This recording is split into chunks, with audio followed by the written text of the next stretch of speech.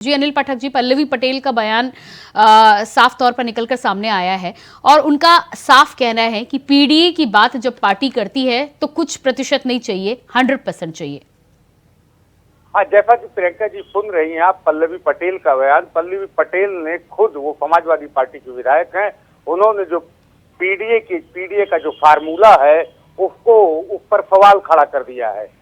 पल्लवी पटेल के बयान से स्पष्ट है कि वो जया बच्चन को लेकर के, राज्यसभा भेजने को लेकर तो सहमत है, लेकिन आलोक रंजन को लेकर के उनका जो तीखा हमला है। आलोक रंजन जो हैं वो पूर्व मुख्य सचिव रहे हैं, अखिलेश यादव जी के करीबी हैं, लेकिन पल्लवी पटेल उनको क्लर्क कह रही हैं।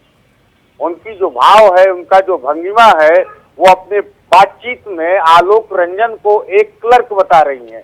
तो जिससे स्पष्ट है कि कहीं न कहीं उनकी जो आपत्ति है वो आलोक रंजन को राज्यसभा में भेजने को लेकर है। इसी बीच अखिलेश यादव ने इस पल्लवी पटेल के मुद्दे पर भी मैनपुरी ने जवाब दिया है। उन्होंने एक इशारा करते हुए कहा है कि ये जो भाषा है वो भाजपा की भाषा है, विरोधियों की भाषा है। बिल्कुल। तो जिस तरह से आलोक रंजन को लेकर सवाल पल्लवी पटेल यहां पर उठाती हुई नजर आ रही हैं और इसी के साथ ही साथ राज्यसभा में समाजवादी पार्टी के गणित के समीकरण भी बदलते हुए नजर आ रहे हैं, क्या इस बयान के बाद और पल्लवी पटेल की नाराजगी के बाद ये माना जाए कि आलोक रंजन के राज्यसभा सदस्य बनने में कहीं ना कहीं पल्लवी पटेल बड़ी बाधा बन सकती हैं, क्योंकि जो संख्या बल चाहिए उसकी कमी है और दूसरी तरफ ये नाराज चल रही हैं? देखिए, कहीं न कहीं पल्लवी पटेल की बातों से स्वामी प्रसाद मौर्य भी कुछ हद तक अपने आप की सहमति जता रहे हैं, लेकिन जो संख्या बल की जहां बात रही, जहां एक एक वोट का मतलब है, वो समाजवादी के लिए एक चुनौती है, क्योंकि जो संख्या बल है वो 2 कम है।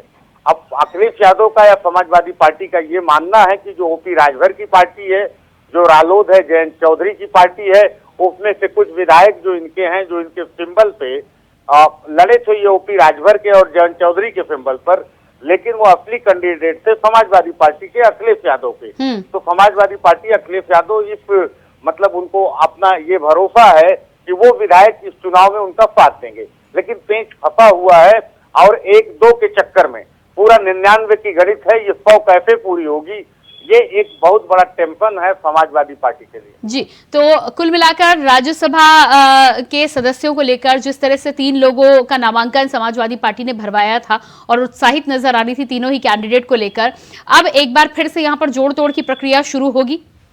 एकदम खेला हो सकता है यहाँ पर।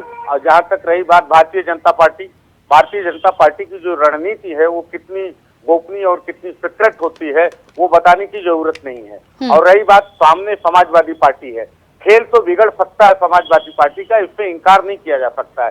समाजवादी पार्टी बिल्कुल अनिल जी, इस तमाम जानकारी के लिए आपका बहुत बहुत शुक्रिया।